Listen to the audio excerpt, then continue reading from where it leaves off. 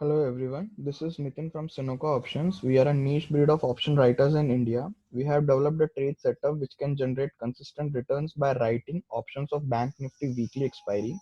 If you want to get the details of our setup, you can read about it on our website www.sinocooptions.com, or you can directly connect with us.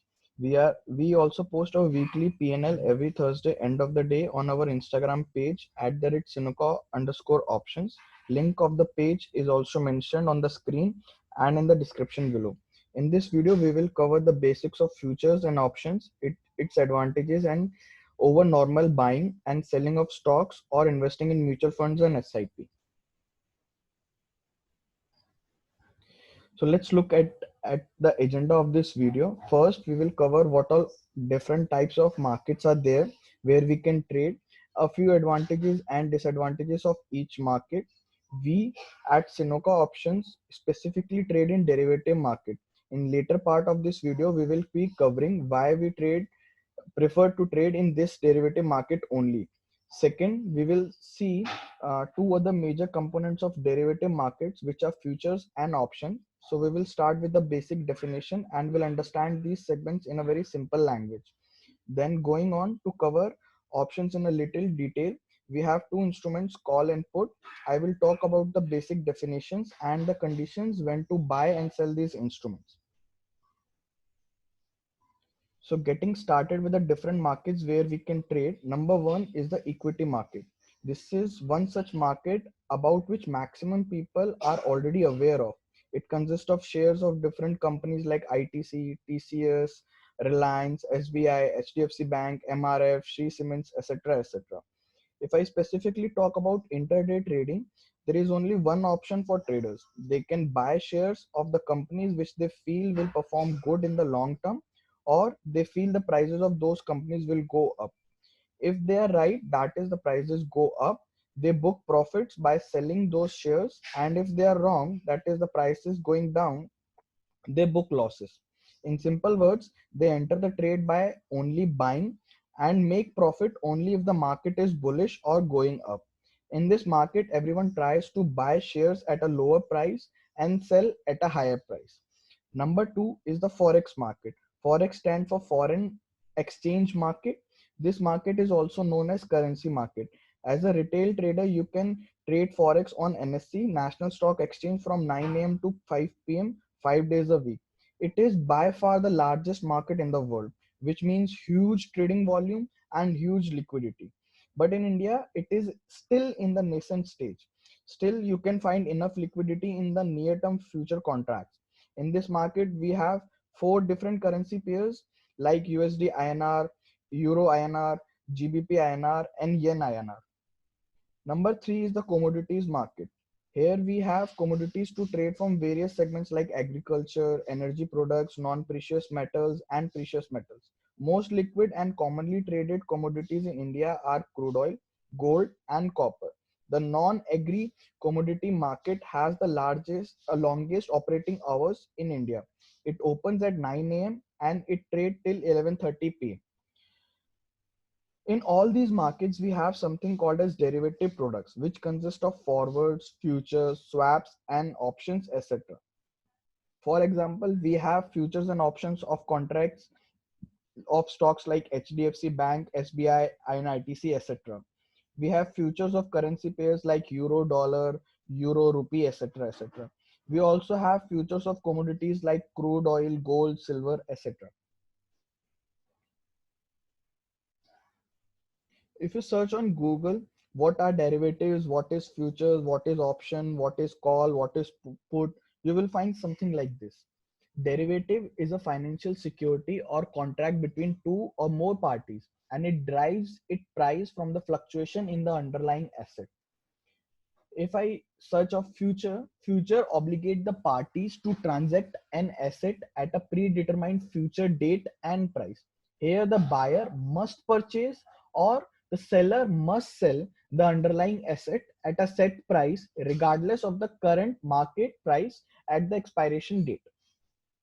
Whereas options are the financial derivatives that give buyers the right but not the obligation to buy or to sell and underlying asset at an agreed upon price and date. Unlike futures, the holder is not required to buy or sell the asset if they chose not to. There are two type of rights which can be given to the holder of the options. Number one, the right to buy. So this is known as call. Call allow the holder to buy the asset at a stated price within the specific time frame. Whereas put is the second type of right, which is right to sell. So put allow the holder to sell the asset at a stated price with a specific time frame. Feeling confused?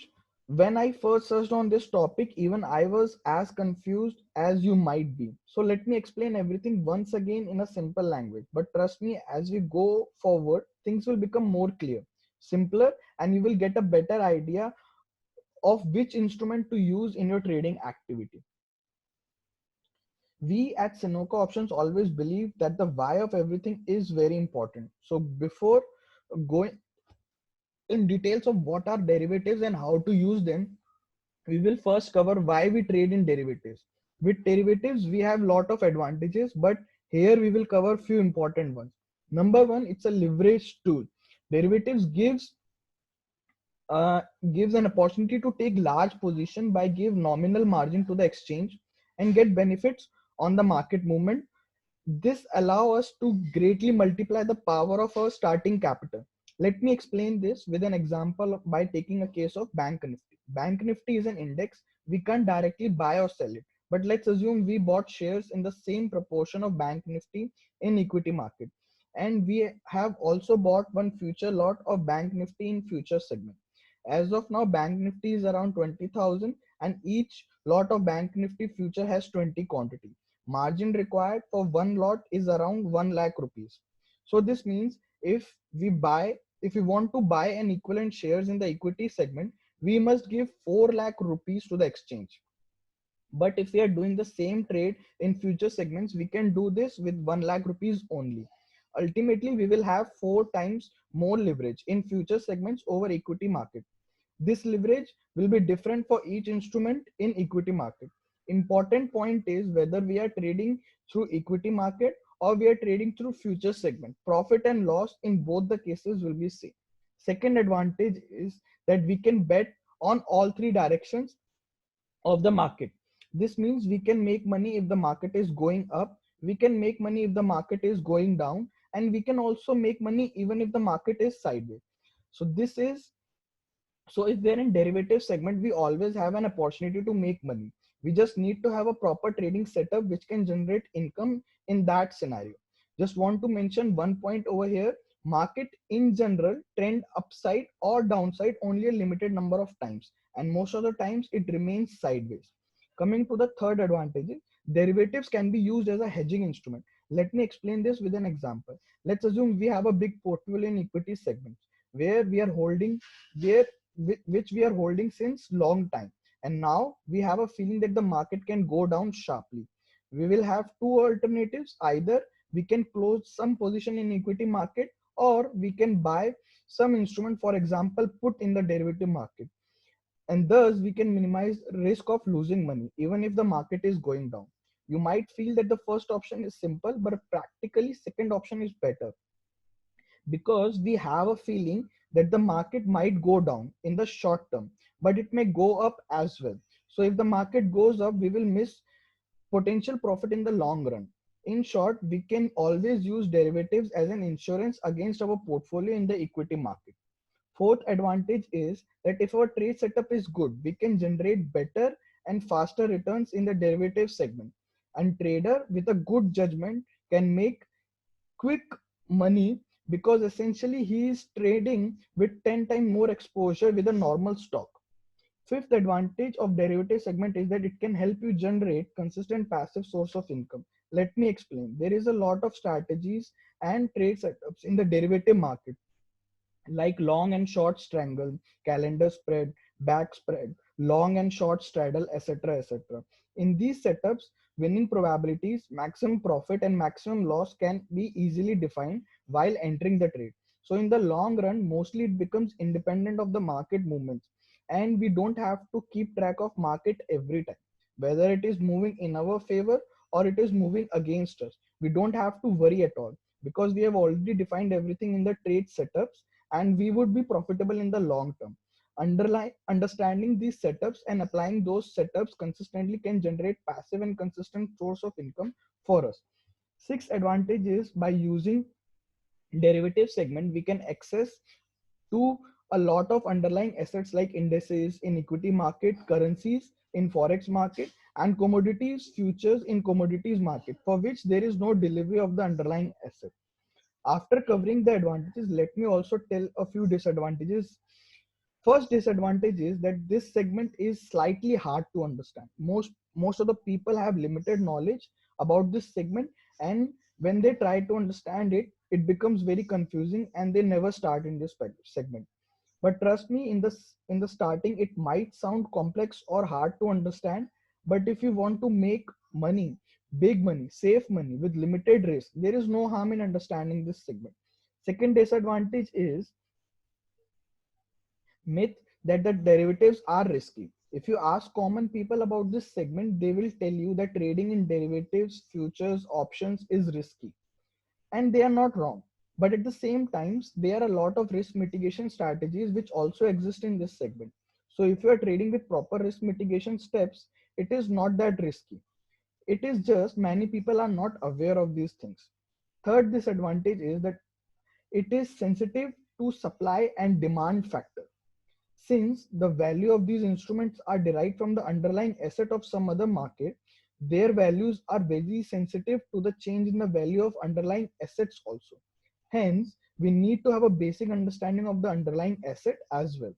Because of the high quantity in the lot size, a small percentage movement in the underlying asset can lead to much higher PNL in futures and options.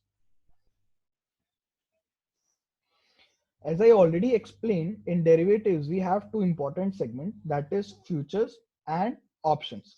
In options, we have two segments, one is call and the other one is put.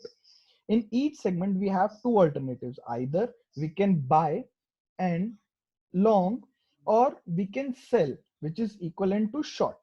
Most important questions are when to buy a future, when to sell a future, when to buy a call, when to sell a call, when to buy a put, and when to sell a put. Let's take one scenario and understand in detail. So let's assume today the market is at 0.1000 and we are taking two strike prices. One is 1200, which we are calling as call strike price, and the other strike price is put strike price, which is 800. And for at 1200 we are buying and selling a call, and at 800 we will buy up and sell a put. Premium, let's assume, is 10 in each case. Now let's take us to the end of the day expiry, where all the call and the put will get expired. There we will have five options, or I would say five possibilities that can happen on that particular day. Number one, the market will move sideways and it will end up at the same price where it started from, which is 1000. Second, the market can be slightly upwards and it end up at 1100. Third, it can be highly bullish and it end up at 1300. Sorry. Fourth, that market can be slightly bearish and it can end at 900. Fifth, the market can be highly bearish and it can end at 750. Now let us understand what will happen and how this call and put actually behave. So let us first take an example that we are buying a call at a strike price of 1200.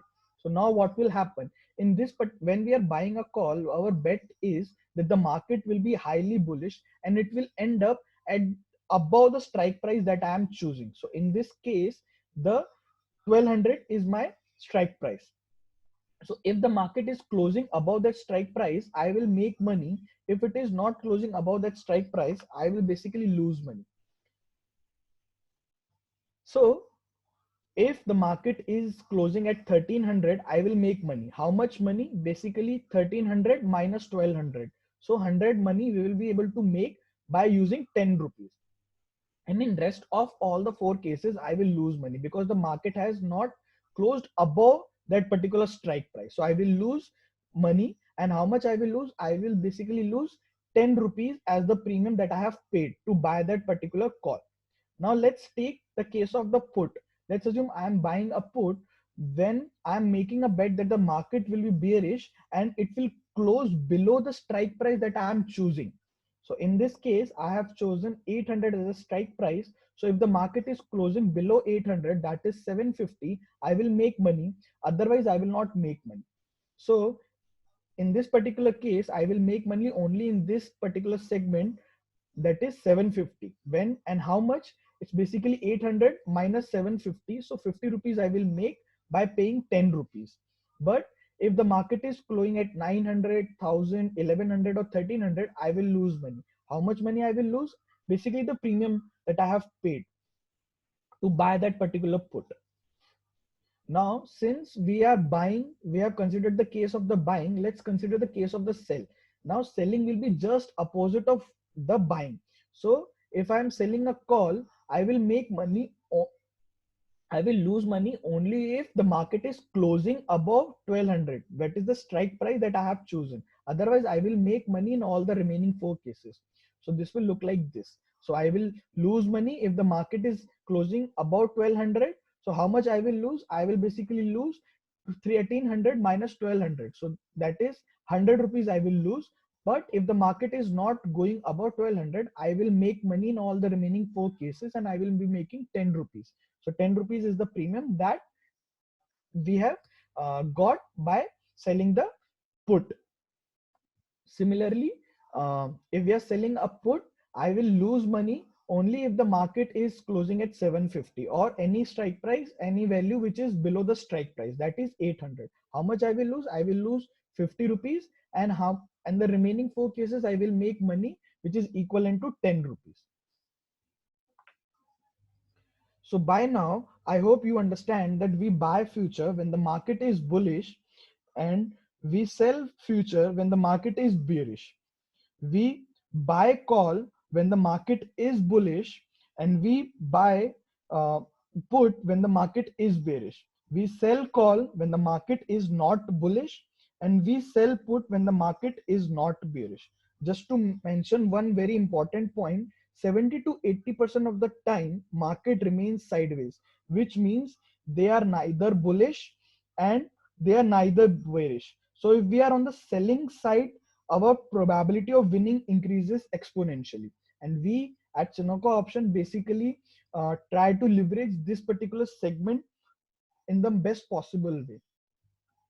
So this was all from my side. I hope this session was useful to you. For any further query, you can directly connect with me or with Rishabh. Our contact details are mentioned on the website. Alternatively, you can leave a message in the contact section by visiting www.sunocooptions.com. As I already mentioned, we post our weekly PNL on our Instagram page @Sunoco_options. You can follow us there and be a part of our trading journey. Thank you for watching.